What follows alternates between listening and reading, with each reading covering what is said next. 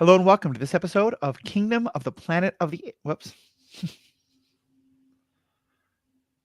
Hello and welcome to this episode of Superhero Ethics. Today, myself, Matthew, I'm joined by my co-host Riki Hayashi, as we talk about the movie The Kingdom of the Planet of the Apes, but even more, a larger discussion of this entire Planet of the Apes franchise and the fascinating questions that it brings up about culture, society, religion, language, and the extent to which, if humans were to be wiped out on this planet and a new species of simians, of even more sentient apes were to take over, what would we learn from an anthropological standpoint? What would we learn is distinct to humanity, and what would be perhaps replicated?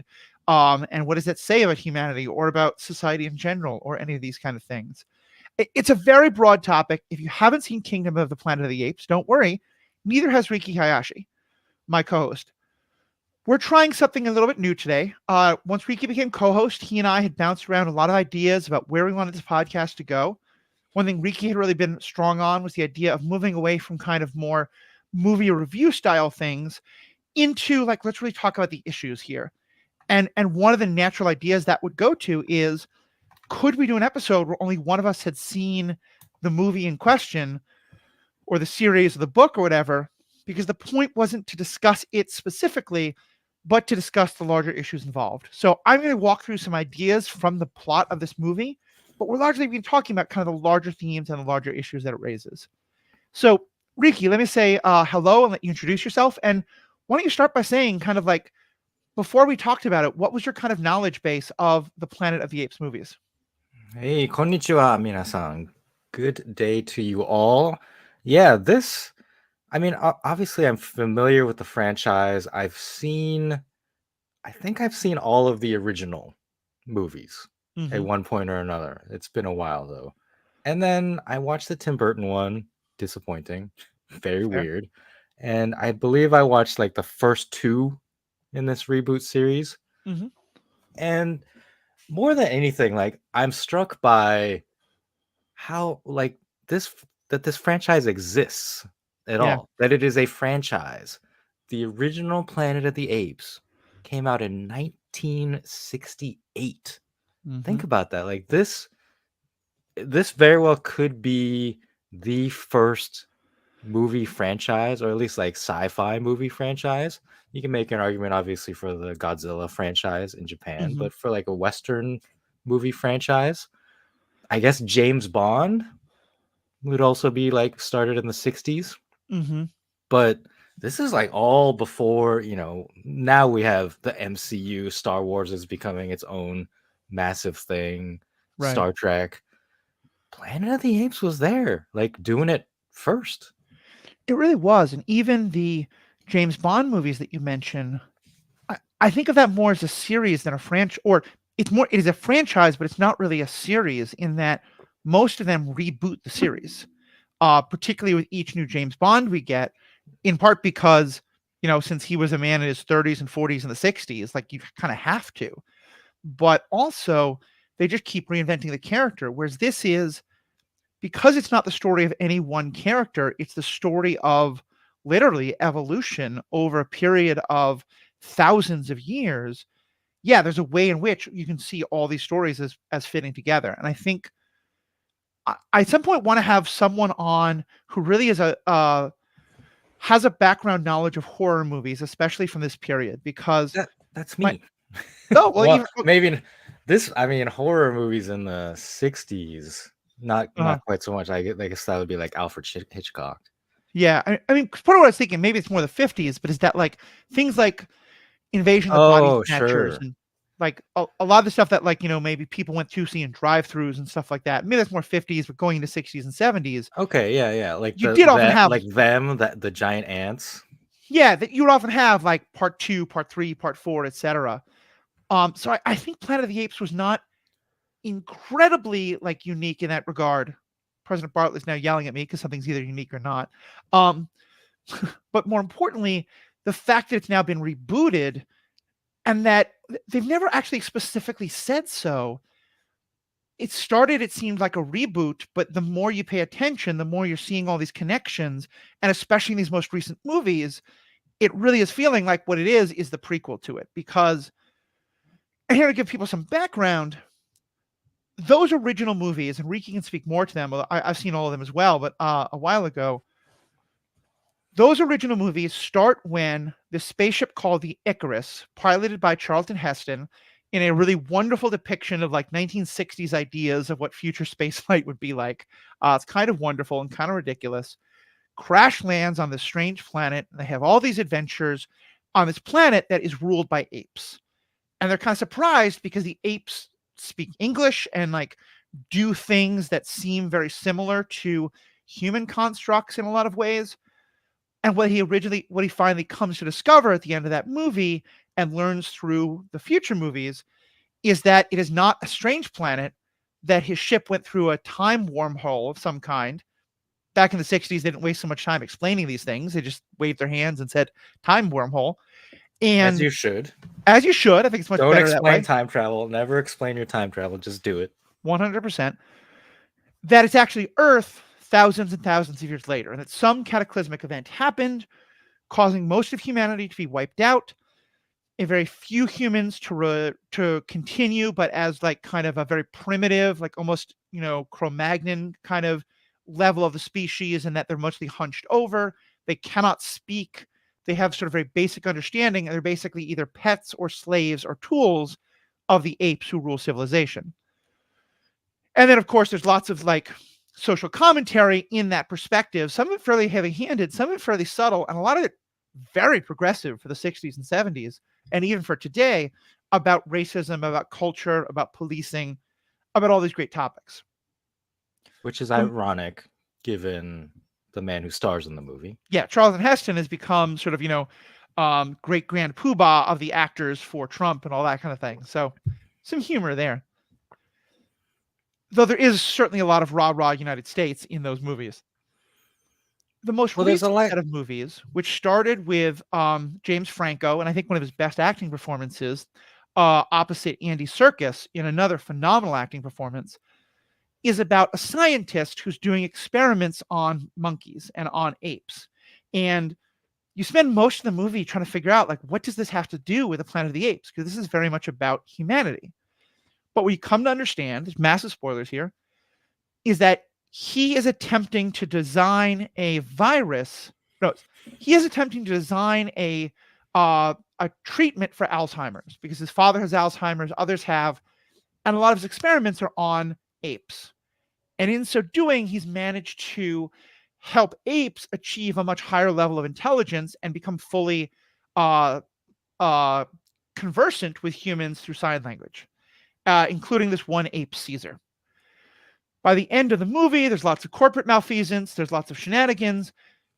The thing that he has designed has been taken by corporate and sort of supersized to the point that it can make all apes, apes are already sentient, so calling them sentient, I think, is incorrect, but raising their intelligence level and raising their communication level, leading to the next couple of movies, in which I think what we're seeing is the slow evolution of the Planet of the Apes that becomes in those Charlton Heston movies, because we eventually find out that the virus wipes out most of humanity, that it reduces the humans who are left into this sort of pre-verbal, pre-evolutionary state, and that the apes are becoming more and more in control. And those movies are all set during the time of Caesar's life. And then this movie is set many, many generations later, about 200, 300 years later. And it's about what has happened and how both human and ape societies have evolved. So we'll get into all of that. But stepping back a bit, Riki, what do you think are some of the things you took away from those Planet of the Apes movies in terms of like what they had to say, or what you took from them, or what you disagreed with about the way these kind of societies would or would not evolve? Well, to me, Planet of the Apes has always been about like contrast between the human characters and the ape characters. And in the original series from the 60s and 70s, right, the apes are already the dominant species on the planet, which turns out to be Earth. and they are the civilized ones, and the humans who are left are shown to be more animalistic. And then you Mhm. drop Charlton Heston in as a human who comes, from a civilized time. So he sees what's going on, and he's confused, and frankly he's angry, right? Because the famous line, like, get your hands off me, you dirty apes, or whatever, Mhm. paraphrasing. He's very much like in favor of his own species, humans, and yet comes to see like the point of view of some of the apes, I believe, and forms bonds with them, and realizes, like, he discovers that humans ruined the planet. Like, Mhm. humanity was the one responsible for nuclear apocalypse and destroyed the planet, and apes after that became ascendant. They became the primary civilization. I believe in the second one, Beneath the Planet of the Apes, he actually like also explodes a nuke, so that he becomes kind of Mhm. the like he fulfills humanity's promise, kind of, in a way. Yeah. And then they also, the apes themselves time travel and Yeah. go back, and it becomes a loop, maybe a time loop. So Mhm. it's a confusing franchise, because it was at a time when you didn't have like a Kevin Feige overseeing the entire process and saying, like, this is where we have to end up, like, these are Right. the, like, they just made movies because they were popular and made money. These came out 68, 70, 71, 72, 73, the original 5. So they were rushed out to make Right. money, and frankly, like, the latter 3 pretty much don't make sense because of that. Mhm. The reboot franchise, we've had a lot more time: 2011, Right. 14, 17, 24. Like, that's a big gap. So there's like much more intentionality to the reboot Mhm. franchise, not just within itself, but also connecting to the old one, like you Yeah. said. There's a lot There of Easter eggs, there's a lot of dropping of things. In Eh the very first one, Rise of the Planet of the Apes, the James Franco one, there's a scene where they're showing like a news story of Charlton Heston's spaceship taking off. And yeah. I think there's like a newspaper story about, like, the astronauts are lost, like, we've lost contact with the astronauts. And there's complete background. Like, no, Yeah. like, if you don't know to look for it, you don't see it. But once you see it, you're like, oh, okay. Like, is it just an Easter egg? Yeah. Or are we going to connect? And it seems like we are now, right? Like in this new one, Kingdom of the Planet of the Apes. There's a Like, number of ways. One, just in that, one of the plot points of this movie is that there's a scene in which both there's sort of an ape hero and an ape comes across a human. I'll tell more about that movie in a second, but I wanted to make this point. Both an ape and a human who they're working with look through this ancient telescope and see something that scares them quite dearly. And Noah, who's our ape protagonist, describes it as a hole that eats light. And okay. one of the theories is, it wasn't explicitly said, but one of the theories is that it wouldn't make sense for it to be the Icarus, but what they're seeing is the portal, the time portal, or whatever it is, the black hole, whatever it is that causes the Icarus to go through space at such a crazy rate, space Yeah. and time. A more concrete, though, connection that you can definitely see in the Charlton Heston movie. There's a attractive brunette character who is one of the echoes, the humans who can't speak. I believe played by Raquel Welch. But since that, there's always been an attractive, kind of falling out of her shirt brunette who is the sort of second to our hero in a lot of those original movies. And I'm going to take that out. I believe played by Raquel Welch. And then that kind of visual of a character appears again and again, and the original character is named Nova. That's the name that is sort of given to her, and the apes call her by. In one of the earlier of the James Franco reboots, he's an actor who's just in one. That's just the one that comes in mind. Of the reboots, there's a young child, a human named Nova, who gives Caesar hope Mm. that maybe humans aren't all bad. Flash forward to this movie. one of the things that's most being discussed in this movie is the idea of the legacy of Caesar and what do people remember about Caesar. And it's very explicitly a religious kind of context where people remember the teachings of Caesar, even if they don't always understand. And so at one point, we meet this character named Raka, who's really kind of like a prophet of Caesar, one of the last members of the Order of Caesar, as he describes it. And he names this human Nova. And what he says to, he's a very kind of like wise old man with a lot of sense of humor in a lot of ways. Kind of reminds me of a Yoda kind of figure, or kind of like, you know, the drunk old man on the mountain kind of idea. And he what he says is, quote, "We will call her Nova. We call them all Nova. It is from Caesar's time. I do not know why." And he says the kind of I do not know why, and kind of a humorous, like, I don't know, but that's what we do. That's what Caesar did. And that gets into a lot of the religious stuff we'll talk about, but also it's very clearly that sets up why the one who rides with Charlton Heston is named Nova, because that's what the Apes have always done. Mm-hmm. So in the original movie, Nova is played by Linda Harrison. Oh, okay. Raquel Welch was also scantily clad in one of these movies. She's the one on the poster in the Prison Break movie, Shawshank Redemption. Oh, okay. Yep, that's right. That's right. But that is a different movie. Yep. So let's talk a little bit more about the original movies. What role did you see kind of like religion or belief systems playing in those movies? I don't recall religion being as big as it seems in the new ones, especially among the apes. They have, like, the humans have a cult, right? Yep. Pretty much the cult of the bomb or something along those lines. Yeah, the bomb that they blow up in the second Yeah. movie is protected by these humans. So I don't know. I don't know what it's trying to say. And I don't know if they knew what they were trying to say. They just had, Yeah. again, like, this franchise, like, it lacked intentionality, in my opinion, as a franchise, as movies. Like, which is not to say that that's wrong. Like, movies should be for entertainment first and foremost. But I don't recall it being like hitting you over the head with like any religious imagery.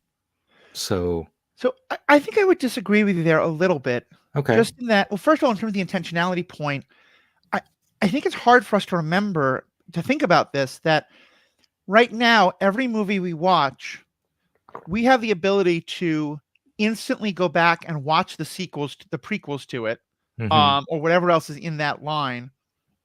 Not to mention go on Wikipedia and look all this stuff up. And 20, 30 years ago, we didn't have the internet necessarily. Well, 30, 40 years ago, but we still had VHS. We had Betamax. We had ways to go watch those movies. When you're watching a Planet of the Apes movie, you might have seen it in the theaters once or twice or 5 or 10 times, but then you didn't see it again for another year. And I think that the need to have the details all line up so exactly didn't really make sense, because people wouldn't have the chance to kind of like put them all together quite the same way. And I agree with you that I think a lot of details get changed because of that. And certainly there's different actors. I think Charlton Heston's only in the first, maybe he's in the first 2, but certainly there's different directors, different writers. A lot of things don't line up. But I do think that there are some intellectual through lines, and I don't think they ever explicitly call it religion.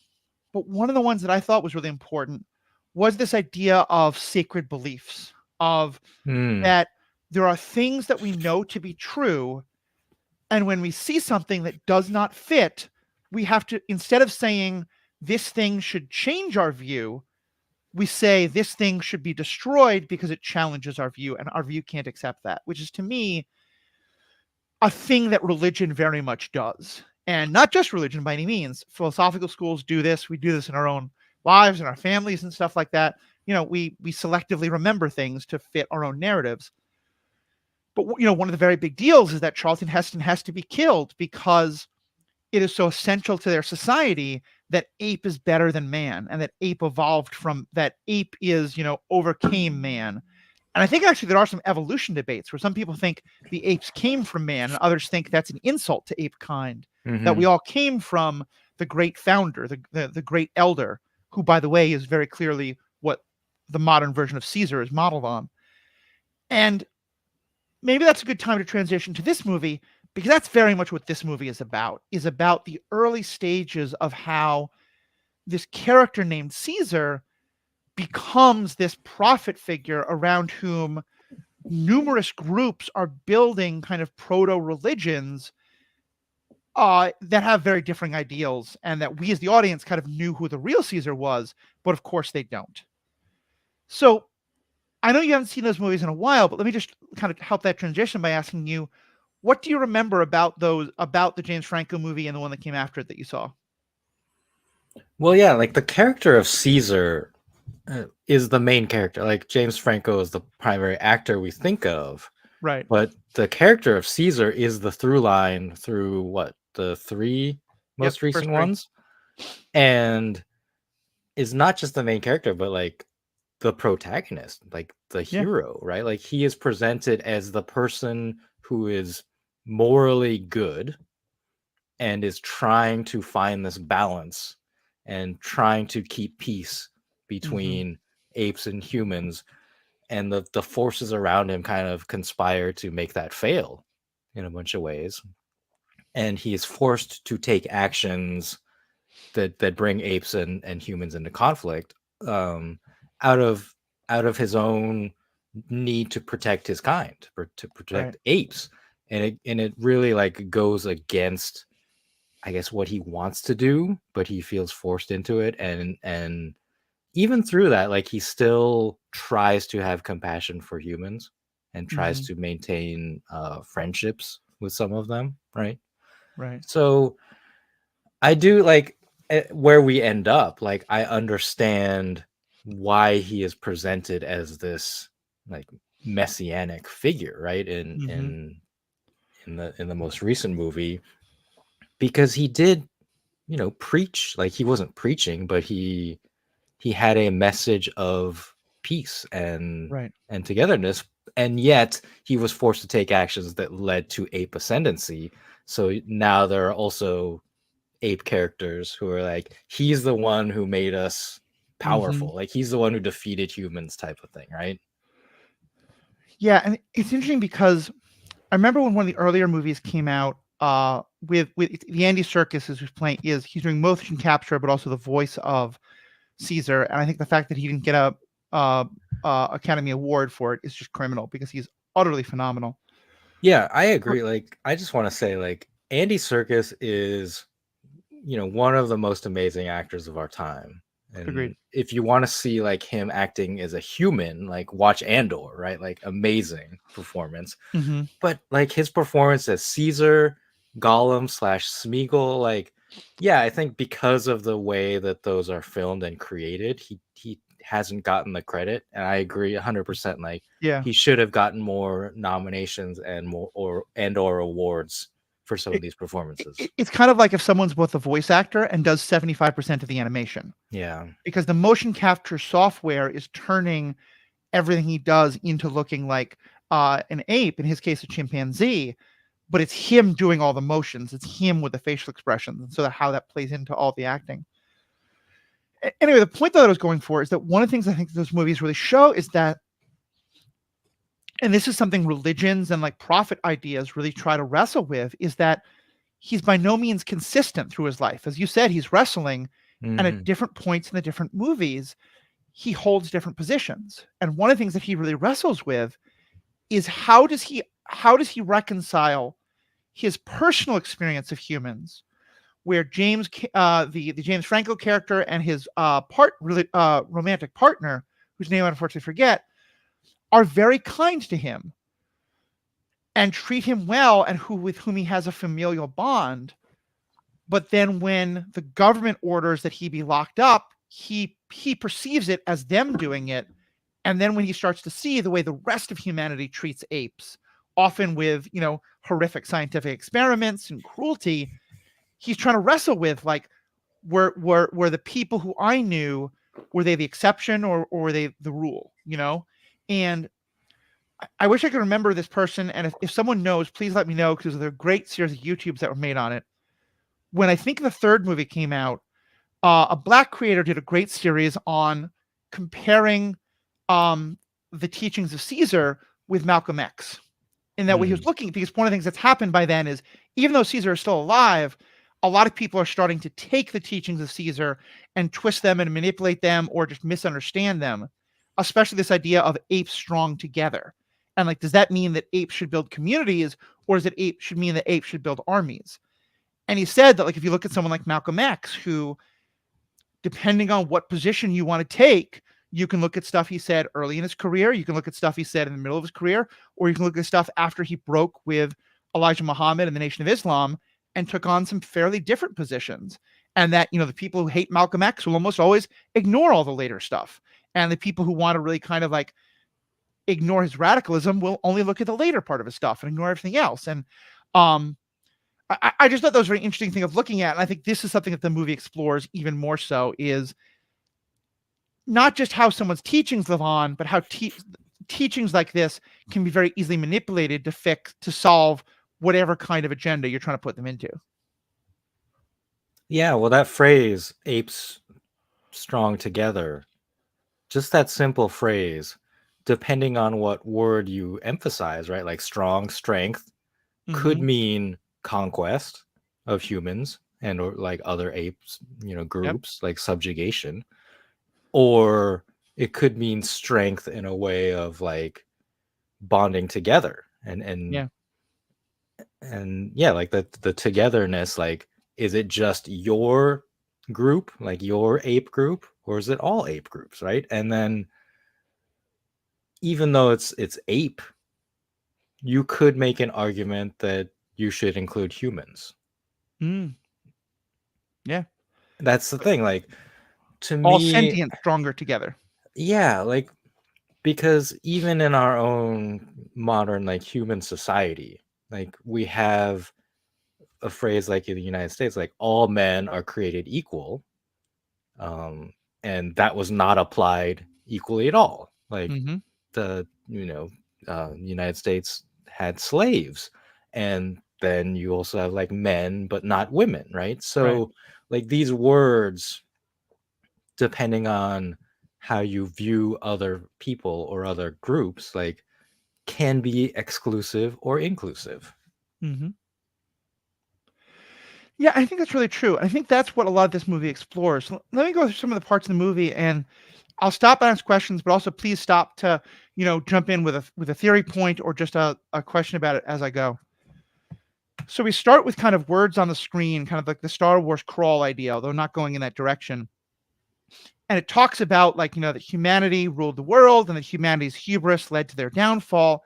And it ends with, as ape and human struggled to coexist, one ape rose up and sacrificed everything for his kind. His name was Caesar. And part of what Oh, that's referring to is at the end of the third movie, the last one, which I think you can kind of see as like the Caesar trilogy, and now this is the beginning of the middle trilogy or the next trilogy, the Noah trilogy. and they've said that, right? Like they said Yeah, that they want this to be a trilogy, yeah, just starting with the newest one. very much so. And that this is at the end of that, Caesar sacrifices himself as part of the allowing the apes to escape the last kind of human army and help wipe out this human army that's trying to kill all apes.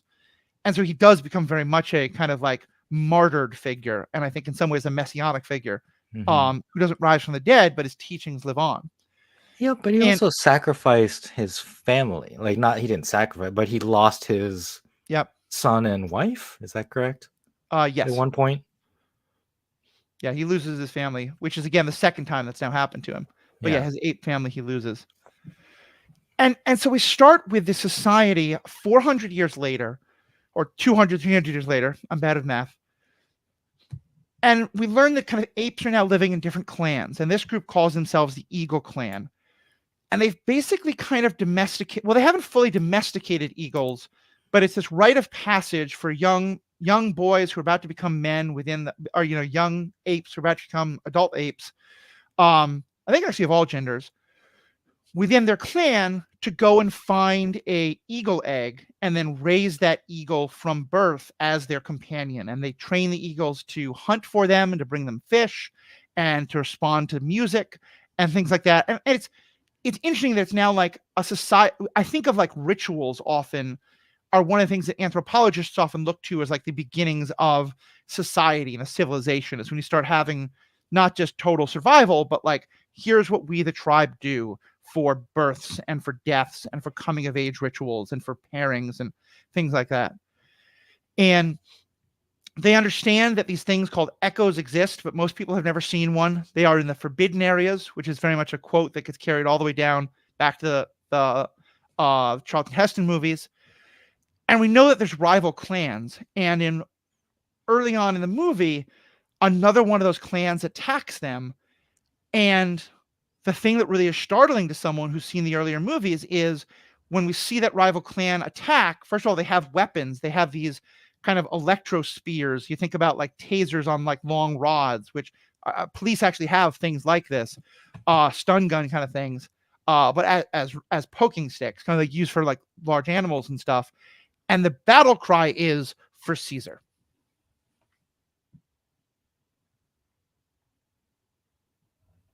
All right. Sorry, that was a chance you to jump in. I'll do it Okay. again. And so their battle cry is for Caesar, which really kind of hits you in the face, is this idea of, oh, someone's taking this in a very different way. And so Noah escapes. I will say here that, again, this isn't a review podcast. I think this movie gives a lot of great reasons to discuss. And I think the second half of the movie is truly fantastic. I think the first half is very slow, and some of the battle scenes are not the best. It's one of those, like, it's a much better movie for starting conversations than just like the most entertaining 2.5 hours you're gonna have. But it's still a pretty good movie. Well, they have to do quite a bit of world building, right? Even though it's a Yeah. sequel in a franchise, it is several hundred years later, so they have to reestablish what the world looks like in that setting. It felt like they were trying to do two things. They were trying to do that, but they also felt like, I think there was a sense of that people wanted the action movie of the CGI apes fighting each other. So there's also a lot of very drawn out fight scenes, which look amazing, but I think a lot of folks commented that the pacing, like, it's a fairly drastic change between philosophical exposition about the world to fight scene and back again. Yeah, because the earlier ones often have a climactic fight scene, but the build up to that is usually like apes and humans facing off but not actually fighting, and there being like an uneasy, like, what are we gonna do? Right, there's all this tension. Yeah. Here's a lot of fights. So most of Noah's family is killed. Noah's sent off to kind of like try and find what happened and to maybe rescue his mother and sister if he can, or his mother and his family friends if he can. And he comes across Raka. As you may remember, in the original movies, the chimpanzees are often kind of like the leaders. The gorillas are like the muscle, and the chimpanzees are often like the clerics. They're the wise ones. They're the elders who have, they don't give knowledge, but they give wisdom.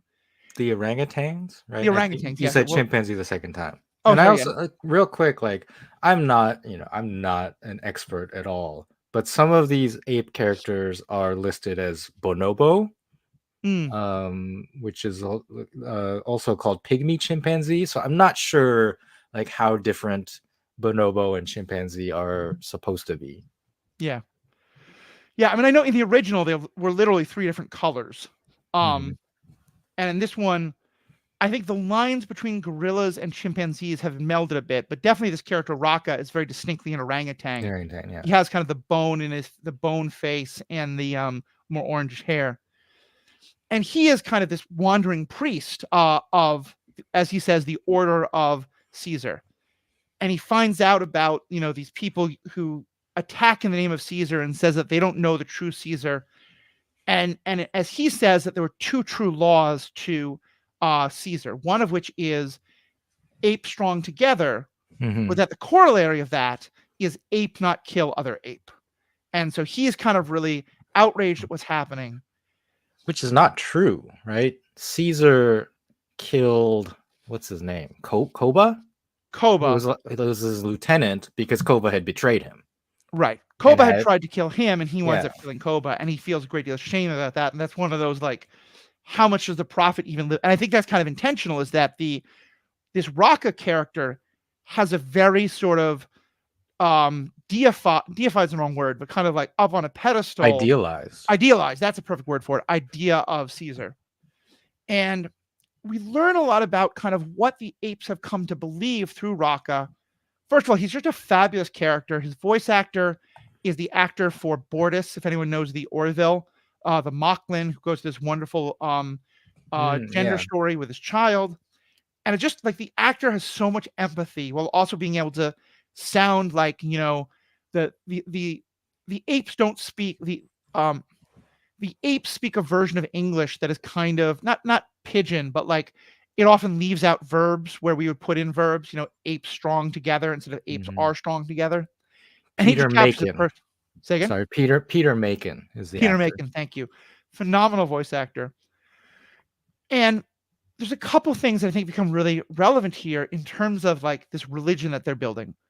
One is, do you remember that in the first movie, Caesar lives in the attic of the house, and there's this window that he looks out through that has this kind of interesting design where like it's Yeah, a bunch yeah. of glass panes, they're in ovals. It was, yeah, like not quite stained glass, or maybe it was stained glass, but that kind of design, yeah. Yeah, exactly. That metal framework is now worn around the necks of everyone in the Order of Caesar. Oh wow. Yeah, and it's painted on the walls of both the Order of Caesar people, but also of these bad apes who will learn about, who are like we're attacking for Caesar. So it's become this religious symbol. Is And I that just think, oh, something sorry, good. is that something in the movie that they explicitly let you know, or do you have to recognize that as an audience member? I'm curious. You have to recognize it, but it was Okay. shown so I think we see Caesar painting it at one point Okay. as he's sort of founding this next ape colony in the third movie. And so it's been very drawn as a very specific, it's a very easy to see and pick up on reference. And they describe it as the sign of Caesar, and it's passed down. Raka gives it to Noah, and Noah later will give it to someone else.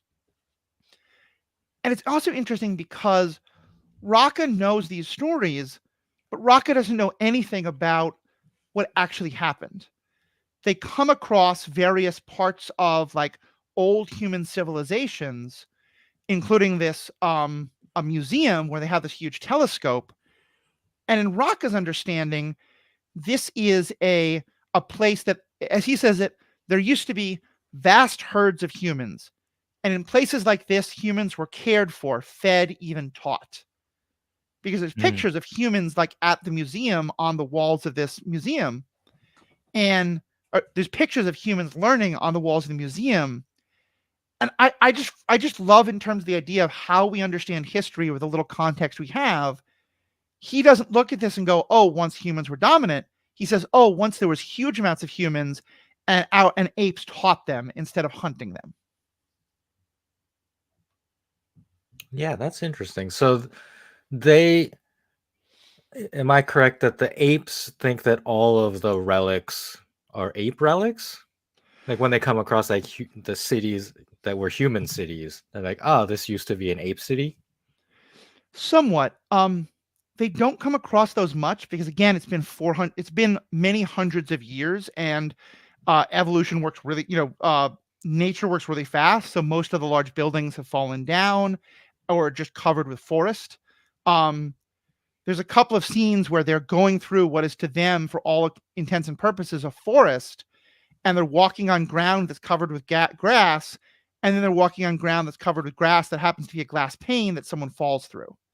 So there's not that much evidence left of human civilization, at least not in the areas that they're in. Hmm. And that also might be why they're told don't go into these other areas, because those are other areas where you might start to encounter things that challenge the idea that apes have always been in control. Okay. So we have this scene. So eventually they come across the character they call Nova, who's a Raquel Welch lookalike, although a very good actress. She was uh the young woman in The Witcher, whose Yeah, this is Freya Allen is the Ray actress. Allen. Yeah, I think the character was named Silly, Uh, Cili. Or in The Witcher, it was yeah, The Sintra. Sintra. Thank you. Great actress. And Or she portrays sorry, Sintra was the name of the nation. Her character name was Cyrilla, Cirilla. which is That's what. And I think confusing. they call her Siri or something like that. But anyway, when they meet her, she can't talk. We later learn though that she can. She has a name, May. That she is one of these humans who can still speak, who seems to be immune from the virus for whatever reasons. And it's really kind of beautiful because Rocca doesn't believe it. Because Rocca is, as much as he believes in Caesar, he believes in what's been passed down to him. And that's a world in which the possibility of someone like May existing just doesn't happen. And it's portrayed very funny in a very funny manner, but it also really hits you hard about just how ridiculous this seems to him. And then we get into the third act of the movie, which I think is really good and where things shift pretty dramatically, which is where we learn that these raiding parties of gorillas are being sent out by a bonobo gorilla named Proximus Caesar. And Yeah. it's very intentional that he calls him that. He has a human he keeps with him named Trevathan, Trevathan is his name, who tells him about the Roman Empire. And he's intentionally called himself Proximus Caesar because that was a name that was used back in Roman times to indicate that they were like Caesar. And he keeps saying, I am the descendant of Caesar. I am the new Caesar, which, by the way, is something that happens all the time, all the way from, people throughout history saying that I'm the second coming of Jesus or the second coming of Muhammad or the Buddha or any of these things, and often using it for purposes that seem wildly different than what people think those prophets or people originally thought. And he's taken this idea of the apes strong together, but he's made it all about power, not community, that he's enslaving others. And there's this beautiful scene at the very beginning of where we learn about his world, where a gong starts chanting and all the apes come together and they start chanting Caesar. And he gets up on this pedestal and he does this thing of call and response where he says, it's a very good day. And they all say, it's a very good day.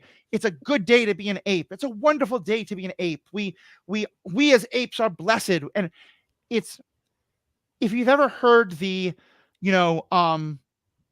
peace of God be with you, the peace also with you. We raise up his name. It is good to give God thanks and praise. Like these prayers that are called collects often in Protestant churches and in Catholic. Some they're more ritualized, some they change every week, but there's always a call and response aspect to it. And I think in other religions, there are things like this where it's people just kind of know the call and response they're supposed to give as a way of bringing the people together into a religious space. That's exactly what this is. Mm-hmm. And it gave me chills hearing that and hearing him using it in a very manipulative way to be like, we as apes are powerful. And what we learn is that the humans have created this vault. It's kind of something like out of Fallout, you play those video games, but that there were these vaults in which during the last days of humanity, they gathered all their weapons and their knowledge and a lot of humans together, and they all wound up dying out, but these vaults have been sealed. And what he's trying to do is break into one because he wants to get all these weapons and power. And so sort of our main sort of conflict for the characters is how do they stop them while working together? What's kind of your response just to that idea of an ape who's become this kind of like very intentional religious political leader in the kind of ways that we humans are used to seeing a lot? I'm fascinated by the naming. Like Caesar is a name that goes back to the original franchise. Like there was a character in the latter movies. But then to name this character Proximus Caesar, like such a direct comparison, to Roman times, right? Using the name of Caesar as this like imperial figure, right? Right. Because for anyone who doesn't know Latin, what happened. Proximus means the closest to. So it's a way of saying like, I am the most close to Caesar that there's ever been. And historically, like the character, or not character, but the figure Julius Caesar, he was a general in the Roman army who then basically like tried to become emperor of Rome and was assassinated for it. And then his not his kids, right? Like Augustus, his relatives, Augustus Caesar, eventually did become emperor. Yeah, I believe Augustus is his son-in-law. Okay. It's been a while since I saw I, Claudius, which is a phenomenal TV show. But yeah, and then they began to call it like Augustus became Augustus Caesar, and then Tiberius is Tiberius Caesar, and on and on and on. Uh, Yeah. So down like it becomes not just a name but a title, right? right, Caesar, which is and how this character is using this. random historical tangent. Caesar becoming a name that then is brought out into the worlds that the Romans conquer, including both what is now Germany and what is a lot of Slavic Eastern Europe. Caesar becomes the word Kaiser Kaiser. Yeah, yeah, yeah. and also becomes the word Tsar, Right. or Kaiser becomes Tsar. So another kind of cool connection there. And then we get Caesar salads for some reason, You know, which there we are go. There we go. The best thing he gave us. And so there's kind of two other interesting conflicts that happen here where we do learn that May is kind of out for her own interests, that what she wants is actually to find um a key, a satellite decryption code, because as we learned, she's come from a settlement far away where they have satellites. And she wants the decryption code so they can use the satellites to try and see if to find other human civilizations that are out there. But what she wants and what the apes want are not always lining up. And in the process, one of the things they also find, and this is very much a reference to the early Charlton Heston movies, are children's books which show children going to the zoo in which apes are, put behind bars and chained up for humans' Hmm. enjoyment. And that is kind of one of the last things that pushes back. And after Proximus is defeated, it's kind of a cool, like, it's one of those very Marvel things of you think the villain's been defeated, but no, he's back. And then you think he's defeated, but no, he's back, which I rolled my eyes at a lot. But it sets up this cool scene at the end where Caesar and Noah are fighting one-on-one. Caesar is mostly kicking Noah's ass, but Noah starts chanting the chant they use to summon the eagles. And then the rest of his tribe starts doing the same. The rest of his clan starts doing the same. All the eagles descend and attack Proximus and knock him off. Oh And that's a dear. really powerful statement about language and music that I'll get into later. But after all that's happened, you have this confrontation between May and Noah, where they basically both ask themselves, like, can humans and apes coexist? And they both admit they don't know. And Noah says that part of him thinks that Proxima was right and that humans will always try to take everything. And Noah kind of May doesn't really have a good answer to that. And at the end, he says, like, but we should try. We should try to coexist. And so he takes off the religious symbol of Caesar and gives it to her and says, this is important. And the last scene that we see is he takes one of his ape friends back to look up through the telescope. She goes and looks up at the satellites, and they're both looking up at the same sky. And so I think it's really set up in a way that, makes me very eager to see the next movie of this question of can humans and apes coexist is going to be a very fraught one. Do you think the next movie or something in this trilogy is just gonna be Planet of the Apes, the original, like with the astronaut coming back? I think Or that might be the last of the movies. Like, okay. I think that it's not going to be a remake of it, but I could see it being maybe this trilogy stays in this time period, but gets us into the social structures where humans have been fully defeated and are fully under ape control. And maybe it might be something where, but like, 'cause right now we're like 300 years after the fall. Those movies take place 2,000 years further in the future. Hmm. But I could see it being possible that, like, one of those movies ends with a time skip or something, or like we have one movie set much further in the future and it ends with them seeing like something's called Icarus coming down to land on their planet or something. Like a post-credit scene with a crash landing. Yeah, exactly. Okay. So this is interesting. This is not where I expected this franchise to go, quite frankly, How so? in this direction. I don't know, like the character of Proximus Caesar um utilizing the original Caesar's message in this Mm-hmm. way, I guess is not something I was expecting. I don't know. Tell me what you think that they are trying to do, like as a franchise with this like through line of Caesar, because he very much was not. I mean, he was a character in the original series of movies, but not. I don't think was presented as much as this like this messianic figure, right? So I love this line from Lord of the Rings, and I don't know if they have this specifically in mind, but I think it's a good description of what they're doing. I think they're trying to show us how reality becomes legend, reality becomes history, and then history becomes legend, and legend becomes myth. And Mm-hmm. one of the points that they make in this is that um, Raka is one of the only apes who can still read, and that most of the apes don't know that books exist. They don't understand them at all. Hmm. And he shows Noah these books and says that like this very powerful line that's repeated later, the symbols have meaning. And like and we see him later like find a book of ABCs. And so first of all, I think it's meant to show like how important to the evolution of a society and a culture language like actually, how important to a society and culture written language is, Yes. and that without it, and even with it, but especially without it, how easy it is for stories that are passed down from one generation to another to become distorted and changed. And that can be good in some ways. The story can evolve and become the story the community needs, but often can be manipulated and changed and things like that.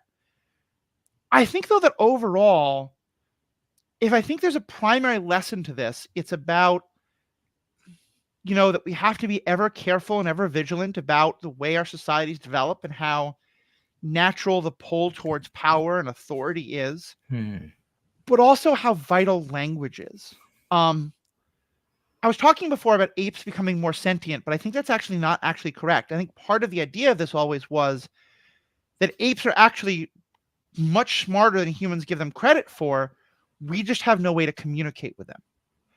And that is only when you break down the barriers of communication that you're able to find peace and able to find connection. And that, so it makes sense that by the time of the of the original series of movies, if the humans can't speak, of course we don't think of them the same way. I think Right. those apes think of humans like we today think of apes. And often like in that regards, people like I think both of us who see apes as like, noble, wonderful creatures that shouldn't be like treated badly, all the way to people who see apes as food sources or things that can be hunted for sport or for science or whatever it is. And I'm grossly paving over, like brushing over very, very complicated topics there. But my point just being this idea of how do you communicate with language, how can language be used in good and positive ways, all the way down to the fact that the apes have learned a way to communicate with eagles, and it is by doing that communication with the eagles that they're able to kind of win and defeat Proxima. I think is very intentional, and that the potential that if there's any potential, along with the idea of the humans end with being able to communicate with other humans. So I think this idea of language and that how we communicate with each other defines our societies and defines our chances of peace or not, I think is kind of really where they're going.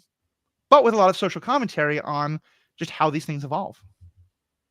Yeah, the two sides of it, like what you said about Raka being one of the only apes who can still read, Mm-hmm. is very interesting to me because, on the one hand, you have Proximus Caesar distorting, the ideals of the original Caesar because, time has passed Mm-hmm. and there's no one still alive who even spoke with Caesar, right? So like this distortion over time of a message because it is passed down through a spoken lineage Right. means that each generation can change the message and reinterpret it for their own uses, bad in this case. But then like on the other hand, like I was thinking about the idea of books and reading like documents, Mm-hmm. and we have counter examples in our history where you have something like the Bible or the Constitution of the United States that is written, and we can still read it and read the words, and yet those are also interpreted in different ways Oh yeah. by modern societies, and we can't know for certain what the original intent was, and people try to say like this was the original intent, but we don't know that for sure, and people are going to manipulate that for their own, good or bad. And I would say even when we do, it can be manipulated. And one of my favorite examples of this, to take a very modern one, Bruce Springsteen wrote a song about Mm, how horribly Vietnam veterans were treated and the way in which Reagan and Reagan economics destroyed an important part of America that used to have these very strong patriotic feelings. And in some extent, he's calling out the irony that they often still do about a country that doesn't treat them well. And it's called "Born in the USA." And sure. if you read the lyrics or if you listen to the verse of it, that's very clear. But Ronald Reagan used "Born in the USA," playing just the chorus, as his election slogan, in one of his later elections. I think, or Bush did in '88. I don't remember exactly when, but it was certainly something that was played all the time. And to me, that's a perfect example, or like the song by, I don't think it's Kiss, but it's maybe Kiss. It's one of the like '80s makeup bands. "We're Not Gonna Take It." Oh, Twisted Sister. Yeah. And it's about like authority and government and like being like they want to be able to like put the makeup on and live how they want to live and not be told by the government, like it's this very, but it's libertarian, but in a very liberal leftist kind of a way.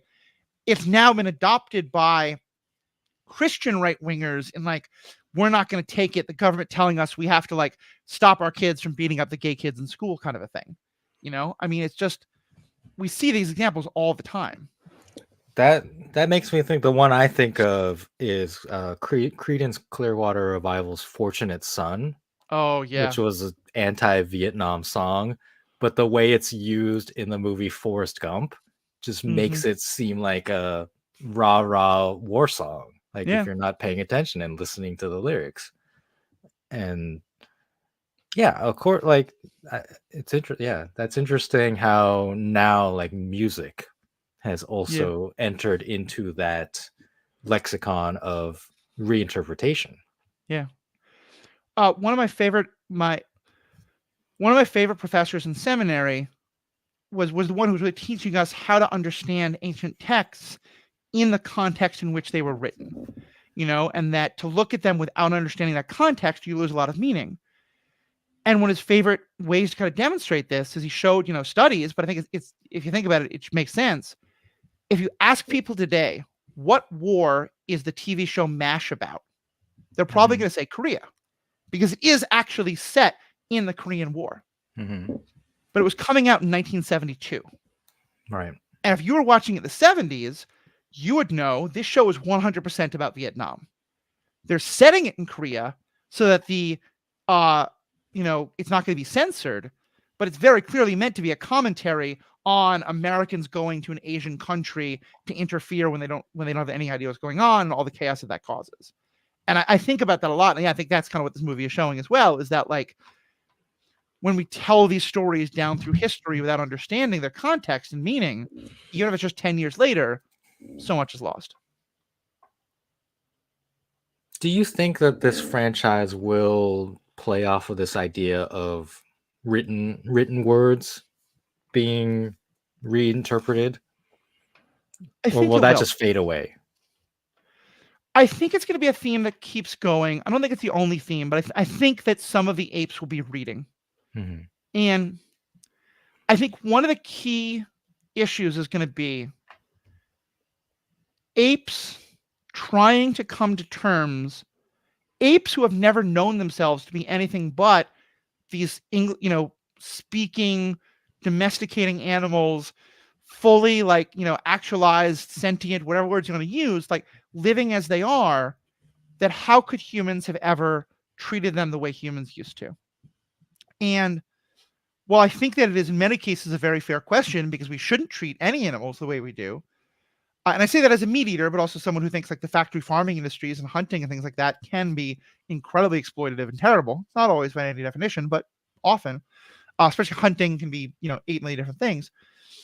But I think it's that, like, and we get a little bit of this in this movie, the humans trying to understand that the humans who treated apes that way, the relationship between the two was incredibly different because they didn't understand. Either apes just weren't as intelligent as they are now, or we didn't understand that they were intelligent as they are now. And that's kind of some of the breakdown we get even in this movie. And I think that's going to be a further one, is sort of how do you judge people today in the light of their actions of their ancestors and their great ancestors going back hundreds of years? Because I mean, that's certainly a question that we as humanity wrestle with all the time.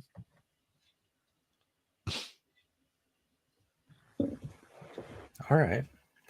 Well, I like what's going on in this movie with the humans, Mm-hmm. because in the original, other than Charlton Heston, the humans were basically like non-characters pretty much. Yeah. Because they couldn't speak, and they were just treated as pets slash livestock by the Mm-hmm. apes. So having more interaction, continuing to have more interaction between humans and apes in this franchise, I think is very good, Mm-hmm. because it makes it more relatable, right? Yeah. And also makes you question, the classic question of like who is more human in the kind of moral sense, because Right. that's what a lot of sci-fi franchises try to posit, is Mm-hmm. that the humans are the monsters, and the monsters or the aliens or whoever have more quote unquote humanity in them. Right. I often think of the end of my favorite Star Trek movie, Star Trek II: The Wrath of Khan, where Kirk at Spock's funeral. Forgive me, spoilers for a movie that's 40 years old. You make me Um, cry now. well, and what Kirk says is that of all the alien races he has of all the alien beings he has encountered, Spock was the most human. Yeah.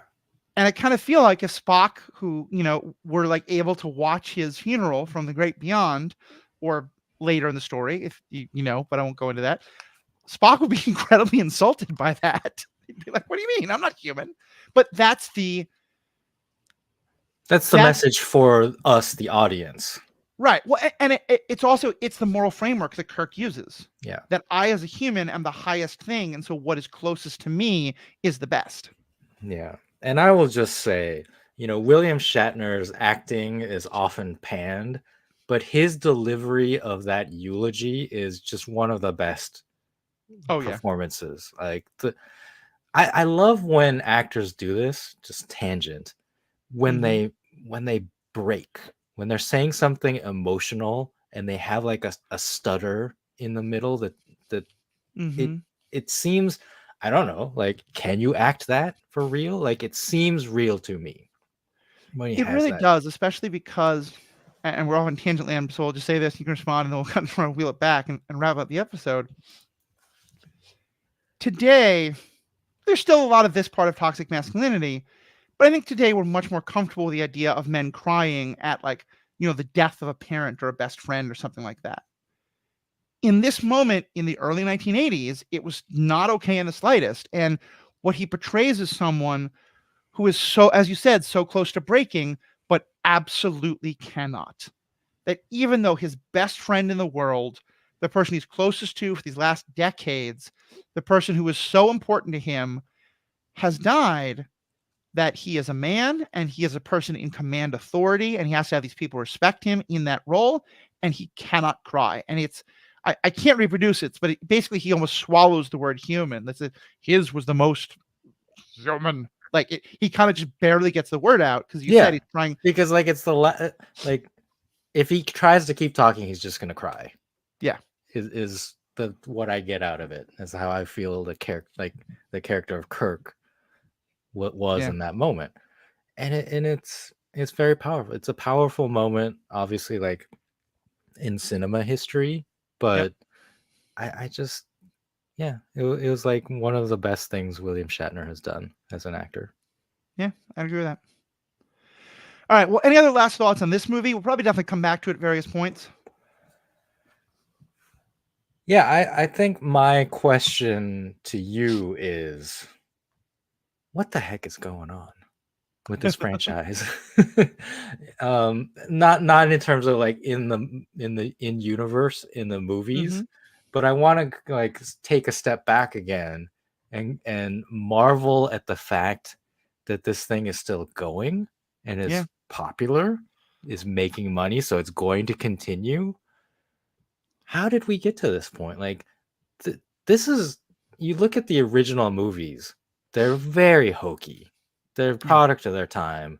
The ape masks are frankly not good, Nope. right? It's like representations of ape beings, and I think they've been parodied and been mocked.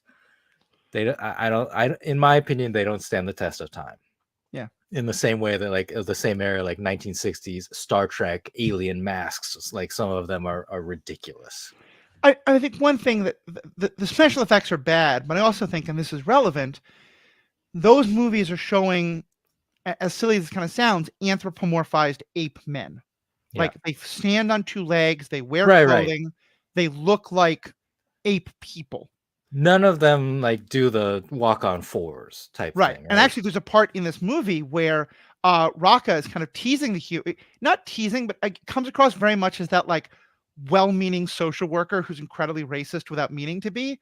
Because he's kind of like, oh, I've always felt bad for you humans. You only use two of your legs to walk. Nice. If you fall from a tree, you only have two arms that you can grasp with. We have all four. We have 4 times the amount of success, which the math doesn't actually line up, which I think is kind of brilliant as well. But yeah, we're going to talk about that exact question of where is this franchise going? I have a lot of thoughts, and I want to hear yours in the bonus member section. All right. Good time to Let's do say, by that. the way, 2 quick things. One, we now have a partnership through Amazon. I'm working especially with for books, bookstore.org, which helps you buy things through um, neighborhood bookstores. But sometimes when you want to be able to rent a movie or get a movie or something like that, Amazon's going to be the best choice, especially when it hasn't come to streaming yet.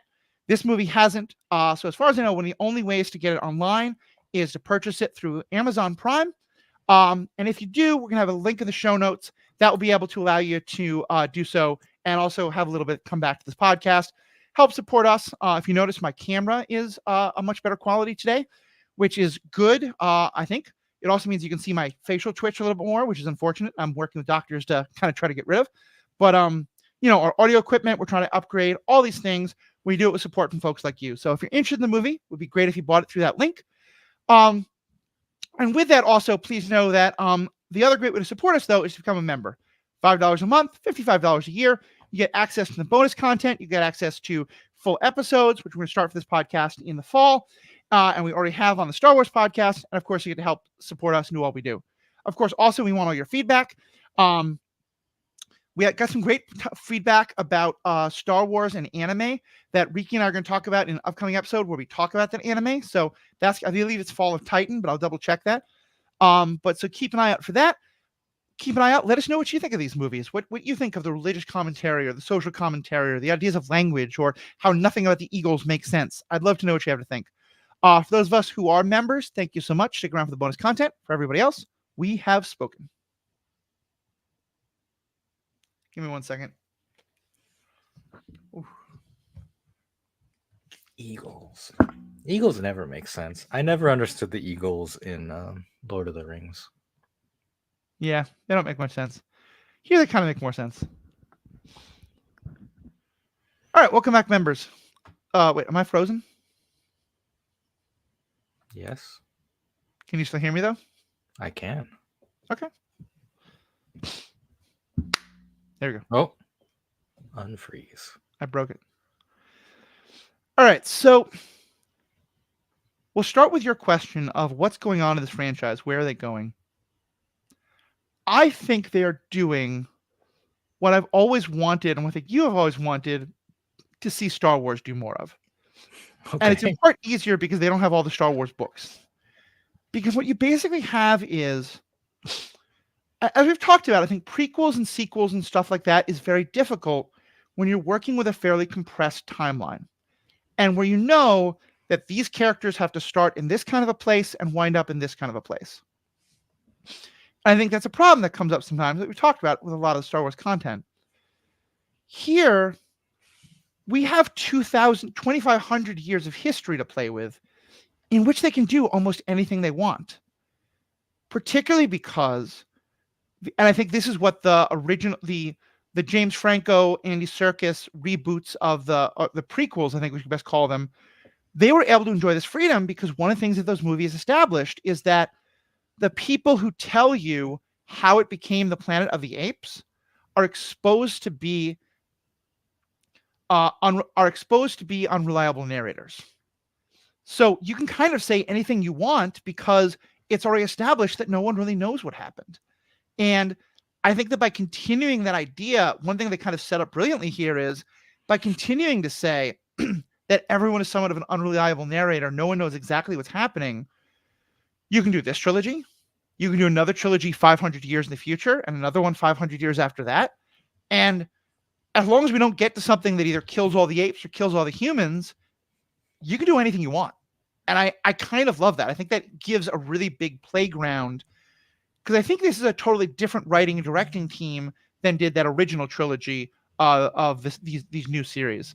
So I think it's just kind of fun and it gives a lot of storytelling space. Do you think this new modern franchise will have Abraham Lincoln from the Tim Burton movie? Do you think they will even acknowledge that exists? So I have not seen the Tim Burton movie. Oh, and I really thought you were kidding when you said Abraham Lincoln. no. That's their Statue of Liberty moment at the end of that movie. They have the Lincoln Monument, but it's an ape. Oh, okay. I remember seeing that picture in publicity. I thought you actually meant that there's a character named Abraham Lincoln, which is going to be. I mean, presumably he has to exist in That's that basically what it's called. continuity. Sure. I don't know what his name would be, but I mean, the fact that you got to remember, I'm a goth of the '80s, and I've come to learn a lot of terrible things about Tim Burton, but he was the visual director of a lot of my childhood and teenage years. And so every bad thing about him hurts me all over again. And so the idea that he actually wrote that pun and put it into a movie would have been very painful. There's no, like, it's never said, but it's just like the visual. I don't know. I certainly don't think that they have to in any way. Especially because I don't think it's ever talked about very often. It seems to have been largely forgotten. Kind of like the awful Superman that came after Christopher Reeves and before Henry Cavill. Superman Returns. Kevin Spacey as Lex Luthor. Yeah, but Brandon Routh as Superman. Yeah. It was as a very creepy, like, I want to get back my ex Lois Lane Superman. And James Marsden as the guy he tries to, like, James Marsden characters never catch a break. That's in true. terms of the love interest. He's always the one that gets dumped, which is weird because he's a beautiful, beautiful man. I mean, he played Spike, right? He's the one who. No, you're thinking of James. No, that's not it. Oh, maybe I mixed it up. Okay, that's so far a tangent. What do you think? What would you like to see more stories told in this universe? Okay, let's just clarify. James Marsden, D-E-N, is who I'm talking about. You're thinking of James Marsters. Okay, I do feel justified in getting those mixed up. Those are very close. Absolutely, names. Absolutely, and that's why I got like momentarily confused. I was like, wait a minute, those are like it is that person, like, because it sounds the same. But yeah, okay. Anyway, back to the apes. Where is this going? I'm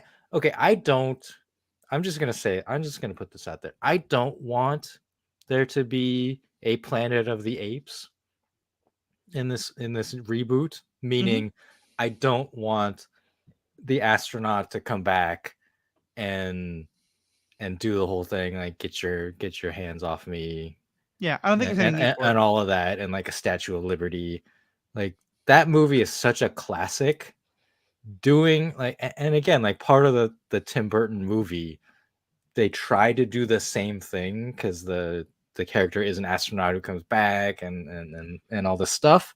Yeah, I want them to subvert our expectations, meaning have the astronaut come back but then like tell a completely different story somehow. Oh, I don't know interesting. Cool. how, but like your lead in, like your trailer is like the crash landing, the astronaut gets out, and you're like, oh, like they're just gonna do Planet of the Apes again in this reboot franchise.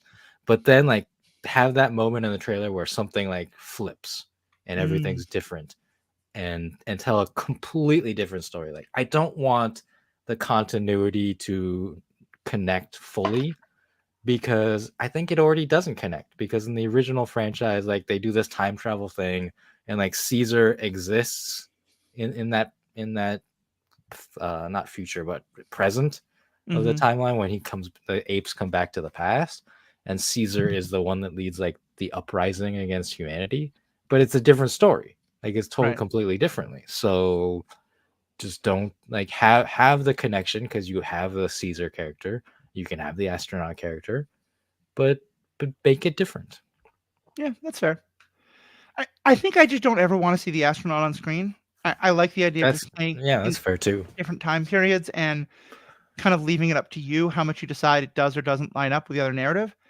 I do think though that if they do that, first of all, like as someone who doesn't like trailers and spoilers, if all of the spoilers are just of the first 10 minutes of the movie and then everything goes differently. And what if it is just the first 10 minutes is just like the trailers, all scenes from the Icarus, scenes from the crash, maybe even the scene of the Statue of Liberty.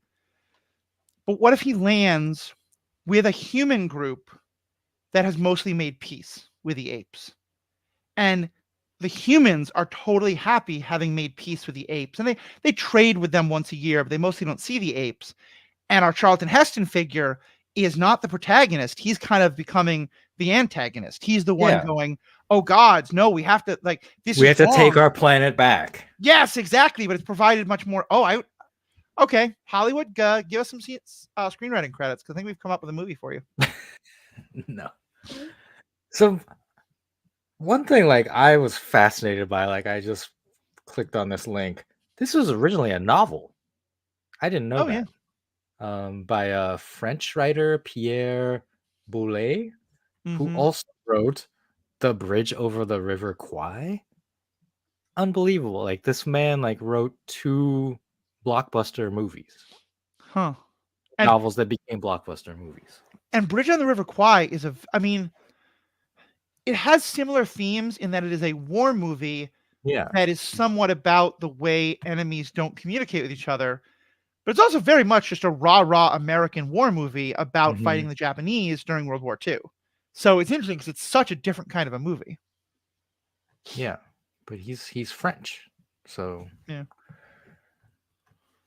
I found that fascinating. Like I just never knew that it was based on a novel. Mm-hmm.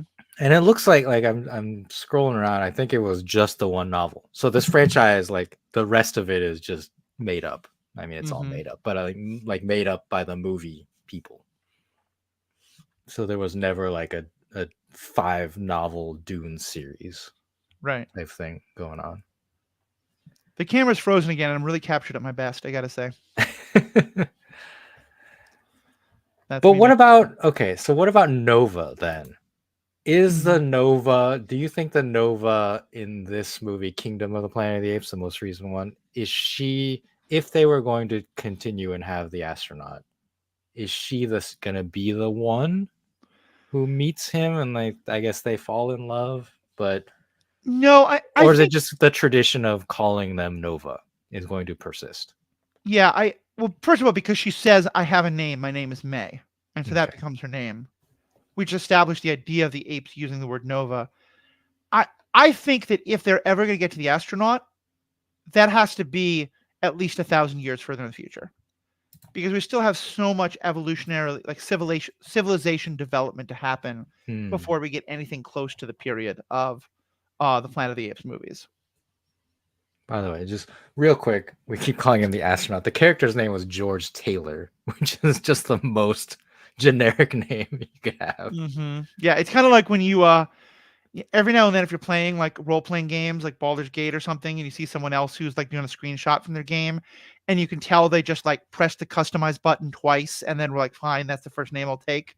Yeah. Someone hit customize on American names twice and came to George Taylor and there you went. Hmm. I Yeah, would. I do think that in this trilogy we're gonna see Noah and May, their development parallel each other, and the two of them kind of come back into contact with each other. And I think I'm really excited to see that. I'm excited to see the parallel rebuilding of civilizations. One other, by the way, cool shout out, Easter egg. The other human community, which this group that's I think by the West Coast somewhere makes contact with the satellites, is in Fort Wayne, Indiana, which is famously where George Taylor comes from. Oh, And the okay. first There movie you it says go. Fort Taylor, and everyone goes, "A fort! So you're a military man. You have a military expedition or something like that." And it's kind of hilarious. Um, Interesting. but yeah, I think I'm really excited to see where those two develop, and then just to see other trilogies in the future go in totally different directions. Yeah, I think of what I would want. I want to see Dr. Cornelius Hmm. Yeah. because he like that character was the most interesting in the original ones. He's the ape character played by Roddy McDowell, Mm-hmm. who kind of became the face of the franchise, like as an Mm-hmm. ape. So I'd like to see what they would do with that. And it's interesting, like just looking at the list of characters, a bunch of the apes were doctors, right? Yeah. And so far, like in Kingdom, we didn't have that. Am I correct? Like there was not like a doctor class. Yeah, that's what I mean in terms of like I think by the time of Planet of the Apes, their civilization is kind of on par with 1960s America, or maybe Mhm. like 1860s America. Like it is definitely a like fully formed civilizations. This movie is set in like prehistory of ape Yeah. history. Like it's still they don't have writing. There's very little communication. Little clans are conquering each other all the time. And So yes. this is why I said like I didn't feel like there was much religiosity in the original franchise because Mhm. like they were doctors, they were scientists, right? Right. And we are often presented with this dichotomy of science versus religion. But I see what you're saying about like the belief system, Yeah. and certainly there are ways that like a science based culture could become religious, like a religious science, Well, and belief first of all, system. there are scientists who believe in those movies. There are scientists who believe that the established science might be wrong, and that maybe humans have not always been this way, and they're considered religious heretics and are afraid. So Okay. it's very kind of like Yeah. it's the science of like Galileo's time in some ways. All right. But I also think that even in science, for hundreds and hundreds of years, science has held certain ideas to be true. And when people came forward and said, your best scientists think the earth is at the center of the universe, or that homosexuality is a sickness, or, that black people are evolutionarily, beneath white people, all of which are things that doctors and scientists have believed to be true. And that in human history, when they've seen clear examples that they're not, have tried to like hide and crush. I think that to me, I think that's where it's going. Because you're right, it's not an official religion in the way we think of it today, but it's kind of this. It is critical of a kind of thinking that happens, especially in religion in our own world today, but has also happened in science and medicine and all these other fields. Of we are so locked into the established thinking that any evidence that might challenge that has to be destroyed instead of examined. And to be clear, like that type of thing does have like I'm not trying to present science as like this perfect thing. Like that type of thinking happens in scientific circles. Oftentimes, like the first generation when someone makes a discovery or posits a theory, that first generation is like very opposed to it because it Yeah. challenges their doctrine, right? And it often Look at takes Galileo. Look at the Darwin. next generation of people who grew up like reading what was considered, I mean, use the phrase heretical, and saying, no, like this seems plausible. So we're gonna go based on like this is how what we believe. Right. And it's those people who are then like establish a new norm. Right. But often because they've had to fight so hard to establish their new norm, that now they want to defend their norm at all costs. And I Sure. think that's how the cycle continues. Mm. So All right. Well, this has been fun and interesting. I yeah, think next time we do this, I will present something to you. Maybe we'll finally do that Neon Genesis Evangelion Yeah. episode, because if you want to watch it, you can, but it's a lot to get through. Uh-huh. But I definitely like want to talk about it and present the ideas going on in that Yeah, let's do that franchise first. to you. That'll be our focus next week. So thank you all so much for members. You're really what makes this possible. We have spoken.